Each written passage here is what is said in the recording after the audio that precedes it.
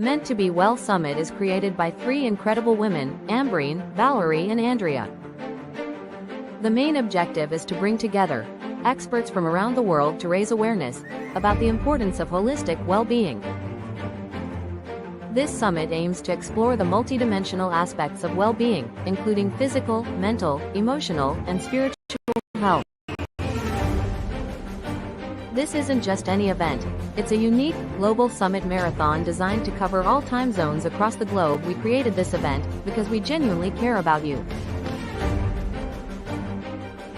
We believe that everyone deserves to thrive and live a life of well-being. This summit isn't just about learning, it's about transforming your life. Our speakers are dedicated to inspire, uplift, and help you tap into your full potential. Join us, and let these world-class thought leaders guide you toward a higher level of mental, physical, and spiritual well-being. I am so happy and excited. Oh my God. Hi, guys. The Asia part of the summit is starting now. And after Ambreen and Valerie doing such a good job for staying online for a day, we are here starting another day. And I can't wait to have all the people in the studio. But I don't want to take a lot of time with my happiness.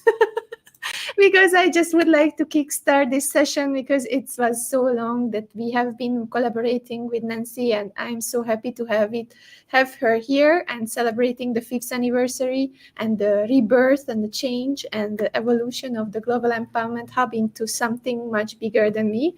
And welcome Nancy Deborah Burrows in the studio of the Meant to Be Well Summit Marathon. Thank you for having me. It's been an incredible honor over the past 5 years. I can't believe it's 5 years. And you were talking about the evolution and change. And I love that because that's life, right? We're constantly evolving and changing and finding new versions of us and collaborating with new people and growing in so many ways. And the summit just beautifully mirrors how life and the journey goes. Yes, I really love it. And I know that you have your support in the backstage. And I so love Brian also and your work. And he will also come on board around 10 a.m. here in Singapore time. And I'm so happy. Thank you for Melanie, Peter, and Matthew and all the Alchan already here backstage and already sending those beautiful messages. Keep it coming because engagement makes us also a bit better mood and a bit uplifted with the energy, and it will help us with the conversations. So let's get started. You have an amazing, beautiful topic for today. I really love it. And I know that you live it. So you are actually coming from an amazing experience, which sometimes it's really hard, but at the end we overcome, we stand up and we do what we have to do. So Nancy, I think we could start with your story. I don't really spend a lot of time with introduction. You guys can look up Nancy on LinkedIn. She's an amazing person. You will see all what she does. But let's go for the story because we have short time, like 25 minutes here. Nancy, tell us what brought you to the mental health and well-being arena, and what was inspiring you? Okay, so I'm going to give the condensed version, and you guys, like Andrea said, you can find out about me. The most important things about me as a human is that I don't accept apologies for living life and being human. I am a lover of carrot cake, a dedicated cat mama. I am a New Yorker, and the accent does sometimes come out. So I'll apologize in advance if I start talking like this at some point. It's hard to get rid of, but these are important things of me as a human, and community and interaction and supporting one another is huge for me. So my story starts when I was about 5 years old, and it will be hard to receive. I know it's a hard story to receive, and I appreciate all the feelings that come up for everybody because I've had them too. But I was sexually abused by my grandfather till I was 16 years old when a mandated reporter, someone I didn't even know existed, someone who by law had to contact an agency of child protective services, told me that they were going to have to report it after a student that I was with shared my story. That evolved into, as you can imagine, I had been holding this secret so carefully. My life depended on it. And the way everything happened, I didn't have control over how it all came out. So here's another loss of control. And it felt like it was unleashed, and everything that was happening was my fault. I didn't have the tools that I have now to see it differently. Incredibly grateful to have had the support system I had, the family that I have, never doubted me, supported me every step of the way. Were willing to try everything and anything to make sure that I had the support I needed. I ended up being anorexic for years. I confronted my grandfather when I was 20 years old, which was the first precipitating event to my first major depressive episode, of which I still struggle with today. Like I said, I was anorexic, which sometimes is surprising to me because my whole life I always thought my identity would start with someone who had been sexually abused, anorexia, depression. And the beautiful part is the anorexia and sexual abuse are not a daily part of my life or part of my identity, other than my resilience, other than my empathy, other than my drive to help others. It's not defining me in terms of the victim, but as someone who's carrying forward tools that they were given in the process. And most recently, it's funny that we're talking about this today because I'm in the paradox as we speak. I moved cross country from California to Florida to move in with my parents. They're 81 years old. My mom has dementia. My dad has some mobility issues, and they were having a really hard time on their own. And it was the easiest hard decision I made to move in with them and change my life so that I could be here. I knew I would never regret that, but I would regret what I didn't do. So that's the story in a nutshell. Now, as far as how I got into all of this, I always had this sense that my story was bigger than me. And I don't know if there's anyone out there that resonates that with you. Always like, why me? How, like, but that's the piece, is it's because it's bigger than us. And we are a way to give voice to people who haven't found theirs yet or can't use theirs yet. And those of us who are down the road a little further, we have the opportunity. We get to be those voices. We get to change the narrative. We get to have the hard conversations so things don't keep happening in the dark. So people don't feel so alone about everything that they're going through, because the reality is, I don't know anyone who has something going on that at least one other person hasn't experienced. We are not alone. There's always someone ahead of you on the path to look to. And as the person going down the path, know that you are the inspiration for someone behind you at all times. So I came onto LinkedIn during the pandemic and was within a week live. And I was doing a mental health telethon. And I was talking about my childhood trauma. And it hit me as I was speaking that I was part of the problem. If I can't say the words sexual abuse, then how can I expect anyone else to talk about it? And that just launched my journey. I knew that my story was bigger than me. I knew I could help people. I knew by the response I got, the overwhelming support, and the outpouring of loving the genuine, loving taking the mask off, loving seeing a real person behind all of this, because I'm committed to sharing my ugly, snotty, and unsexy. If you go through all of my social, you'll see the ups and downs. You'll live the journey with me if you choose to. But I just started to look at things differently in terms of, what do I offer? And it took me a while to realize, and this is something I want you all to hear, is that being me is a skill. Being me is a skill not everybody has. In fact, nobody else has that skill. And I can bring that to everything I do every day. I really love that. I always love to listen to you, and the power is coming through your voice and how you speak about your experience. And I think that's the most important message of this first part, that you are always inspiring the little you, or the you who you were before. And many people who are listening to us now or for later when they will be watching this session, they might be inspired by you because they will resonate with your story. And the main thing with you and Brian, I think the openness and the in front of the camera, how to say that ugliness, that you not just talk about the beautiful and the successful, but you're also going into the dark places so people can really resonate with you and feel that pain, that nothing is simple, nothing is so beautiful as it's shown today in our society. The beauty's in all of it. The beauty's in all of it. And if anyone's telling you otherwise and they're only putting out this beautiful face and everything is good, first of all, we're literally killing one another, literally, through our social media and the way we're presenting ourselves, as if life is just this piece of cake where everything goes right, because people are comparing themselves. It's human nature to compare yourself. And so for me, it's almost more important for me to share the, like you said, the ugly, unsexy, snotty side of things than all the victories. Because if I was me, at 20 years old, watching me now, I would have had some very colorful words and some hand gestures for me, thinking like, you don't get it. Look at you. You're live. You're a 5-time LinkedIn voice, top 50 on LinkedIn. You do shows, you do keynotes. Like, how could you possibly understand what it's like to live like me?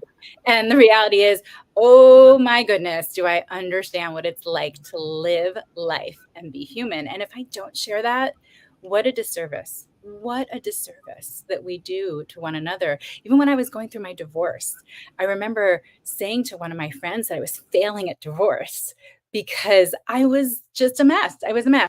And there were days I was like, I can't do this. I can't. And the tissues are going to stay in the bed for another day. And I'm going to sit here and cry in my bathrobe. And that's what it is today. And that's my win. That's my win, is that I get through the day. And I was talking to a friend and I was like, but you did it with so much grace. And she started laughing. And she's like, oh my God, do you know how many nights I pulled the cover over my head and cried so my kids wouldn't hear me? And I thought, wow, this is one of my best friends that knows everything about me. And here I am feeling like I failed. I'm failing at living life, right? We're just getting through some difficult, really difficult thing because I saw someone else do it with more grace than I did, but I didn't see the full picture. And that's what's happening so many times for so many of us. And mental wellness is not a destiny. It's not like you get there and they give you a plaque and you put it on the wall and like you're good to go. It's a daily thing. It's a daily thing. We all have good days. We all have bad days, but you've made it through 100% of your worst days. And there's no reason to think that you won't continue to do that. So trust me, I've been in that place where I'm exhausted and overwhelmed and I can't ask for help because it's just one more thing that I have to do. I know that feeling. I know not asking for help because I don't even know what I need. I can't even ask because I don't know what I need. But it's all part of what makes us human. We get to experience this full, beautiful, dynamic range of emotions. And that's what connects us. That's what makes us more similar than different. That's what allows us to show up for one another, embrace one another, sit with each other in the yuck, and be able to say, I get it, I see you, I hear you, and really mean it. I love it. I love the openness. I don't know. I just love you. For 5 years now, since the beginning, I love you both and I love you, Nancy. So let's talk a little bit to the audience because I see everyone is so excited. So I want to greet Peter Ong from Malaysia. I see here Melanie. Thank you for tuning in from Spain. I see Matthew from Ireland. Thank you for being here. Alchan, of course. Our summit marathoner, always on board and for every single session. And then, of course, Brian in the background helping you. And thank you so much for being here. I think the next part is more on helping people to understand the paradox. What do you mean on the paradox itself? And also what can you do to balance these things out? Because let's be honest, it's a roller coaster, right? Sometimes you feel very good and sometimes it's very bad. So these two things maybe we could define, and then later you can give some practical tips about the daily management, because I think that's the hardest part. It is the hardest part. And that's like one of the things I talk about my tool belt, the chick with the tool belt. Like, we all need our own personalized tool belt. We find the things that work for us. And often we find them because we talk to each other, right? And somebody's been there before. So the paradox, when I talk about the paradox of mental health, I kind of touched on it, but it's that idea that when you're feeling your worst, like you can't do anything, is when you really have to take those contrary actions. You have to take those steps forward. And often we think we're going to transform our entire life. We're just going to change everything and it's all going to be better and do it all at once. It's not realistic. It's not how it happens. This is not happening in a 2-hour movie that gets wrapped up in a pretty bow at the end.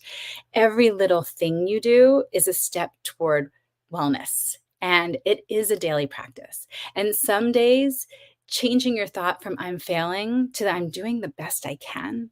And even if that means you're falling short, even if that means you are falling short, you're doing the best you can. I am doing the best I can. And that's all I can expect of myself. And that's all I would expect of anyone else.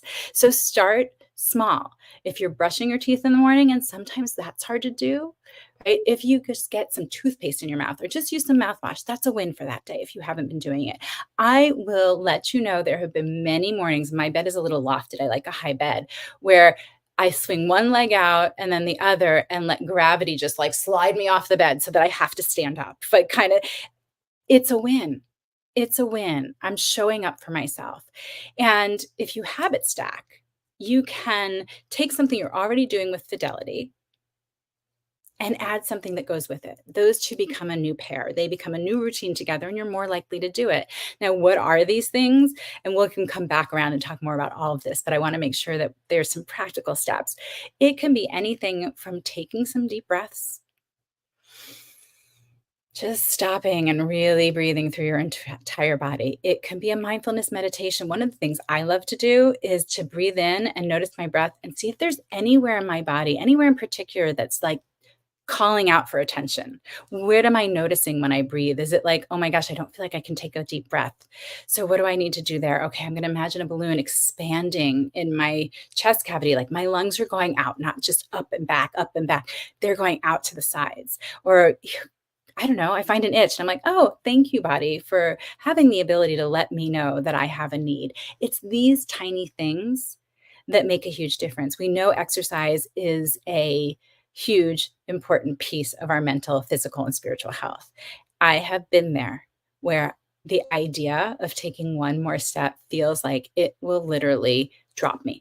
I would never recover from that. But the nice thing is, every little thing you do, I'm going to keep saying it, every little thing you do contributes to mental wellness. I was in a bad depression once where I literally got on the treadmill in my pajamas and barefoot.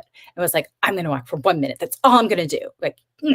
And I walked and I was like, okay, this isn't so bad. And then I did 2 and I did 3. And then I was there, my body was moving. I'm like, okay, look, I did 3. My goodness, I can do 4.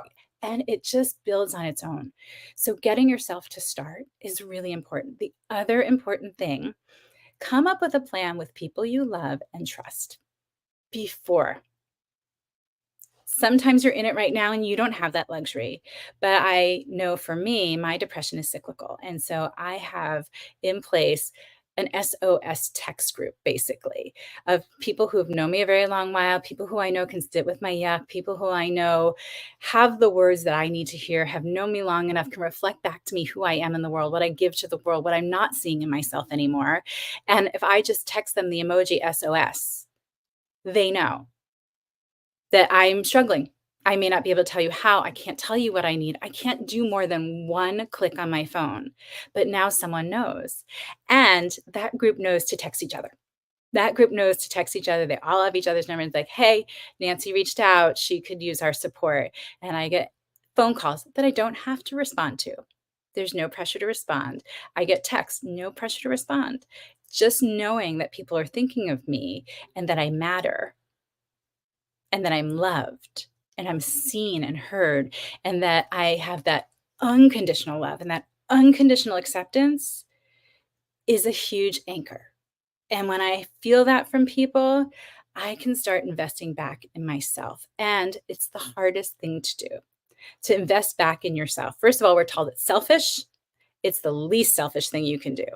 And that's if you learn, you take away nothing else. Self-care is the least selfish thing you can do. And we all know it. We'll say you can't pour from an empty cup. You can't help anybody, but we don't apply it to ourselves, right? We're supposed to be able to burn the candle at both ends, be exhausted, be a superhero and do it all. But we would never expect that of anyone else. So another thing that I like to do when I'm overwhelmed is what can I say no to? Instead of what more can I add? What more should I be doing when you feel like you're failing or falling short or you're not getting enough done, you're not productive enough, or whatever the thought is for you, what can I say no to? Because I don't have to do all of this. And where is the pressure coming from? There are times when I'm feeling completely stressed out and I've put all this pressure and it's coming from me. So who is expecting this of me? I am. Nobody else is putting the pressure on me. Everybody loves me. In my circle of people, in my community, people love me. They don't expect the same thing from, and I'm so incredibly grateful for that. It's so incredibly. And that support system is something we can draw on. And you don't need to know what you need, and you don't have to ask for help. And another great exercise, I'm going to give you guys a bunch of things. And Andrea stopped me and I saw some questions go by. I love to keep a gratitude jar.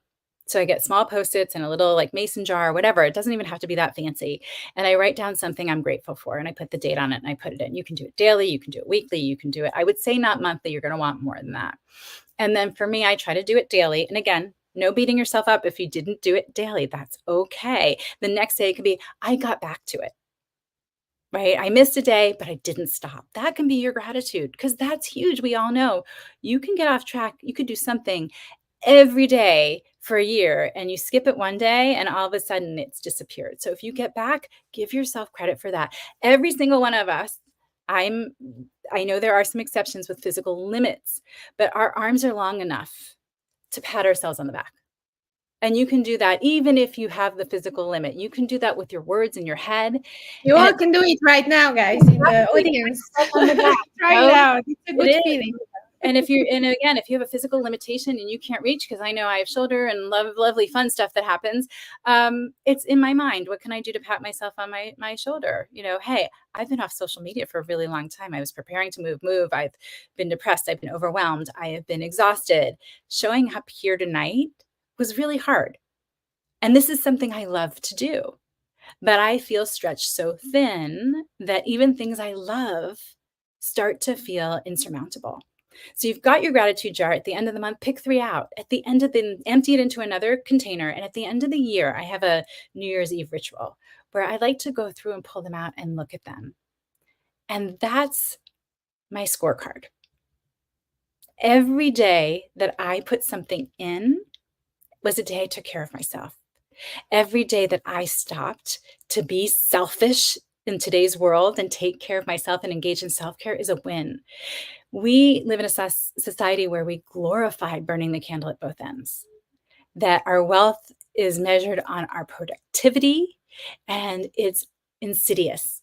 So if each and every one of us puts our minds to changing that narrative, even just a little bit by our self-practice or in a conversation, give someone permission. You'd be surprised how many times someone just needs permission to do it. Like say, oh my gosh, no, like take the day off. It's fine. You deserve it. Please do that. Go home, get in your bathrobe, read a book, put your phone away. It's okay to do that is a huge, huge, huge piece for many people who, myself included, sometimes need permission to do it just because of the messages I've received my whole life. I also like to make replacement thoughts in advance if I can. So I know, and most of us know, the things we like to say to ourselves, the really mean, nasty, awful things we like to say to ourselves, and not to say I don't do it. There's no perfection here. This is so far from perfect what you're looking at right now, and it's what makes it relatable. It's what makes it so people talk to me. I don't want to be perfect. How boring. My gosh. I mean that sincerely. When I say to people, I wouldn't change my experience. Lots of times they look at me and their eyes are like practically crossed. Like, what do you mean you wouldn't change that you were sexually abused and anorexic in your depression? I don't know who I'd be without it. And I promise you, there's a place in your journey where you get to meet the real you. And this happened to me during the pandemic. I met the real Nancy Deborah Barrows, and I liked her. We get to a place in our journey where if you allow yourself, you really can see yourself for who you are, the way other people see you. And I guarantee you will like who you are. It's a beautiful thing. So replacements, when I'm telling myself I didn't get anything done or, I'm never going to make it. Well, what am I going to say instead? What am I going to put in there? Because that's my sword. It's my armor. I've got my shield and my sword. So when those thoughts come up and noticing you're speaking nasty to yourself is a huge win also. I'm going to keep telling you, huge win, huge win, huge win, because we discredit the small steps. And let's be completely honest, nothing in life happens without the small steps. Nothing.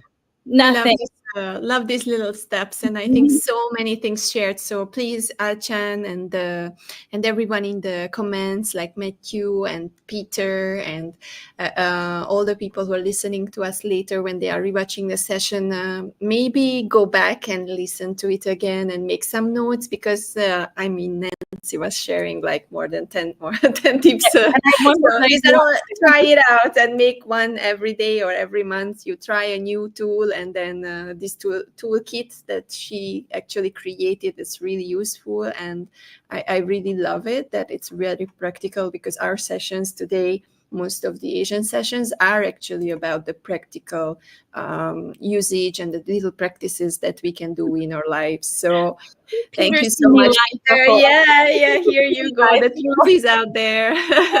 With my pajamas in my bathrobe, if that's what it takes. These conversations are so important. They're so powerful. And yes, I just threw a lot at you, and I have more. And what I want to really have people to understand that I sincerely mean, reach out to me. Now, I will say I'm struggling a little bit now, so it might take me a little bit to get back to you.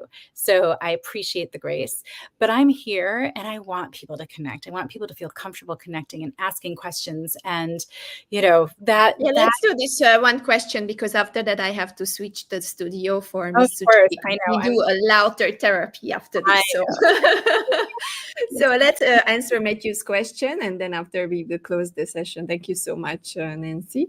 So what advice would you give to someone who listened to a similar story, but they no longer want you to reach out to or talk? I feel this because there have been people in my life that I share myself with honestly and openly, and then it's like, I can't.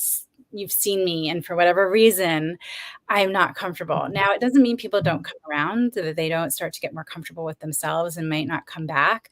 But I think it's important to honor space, but also to really no pressure let someone know you're thinking about them. I send emojis, like a random just emoji. You don't have to get back to me. That's it. No conversation. Someone's thinking of you. That's how I approach it, because I think even when people don't want to be seen, or they feel really vulnerable and it's hard to be seen, we still have that need as humans to know we're loved, accepted, thought about. And we matter, and someone's out there thinking. And sometimes for me, when I'm depressed, it's that person who I haven't talked to in a very long time, someone I would never expect to hear anything from, and they reach out, and sometimes that's the most powerful person that I hear from.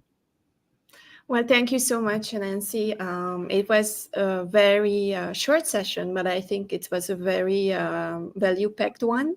And I'm really happy to have you here again. And again, celebrating the 5th year with you guys, being here with us since the beginning. I want, like Brian put his head inside, like, where are you, my Brian?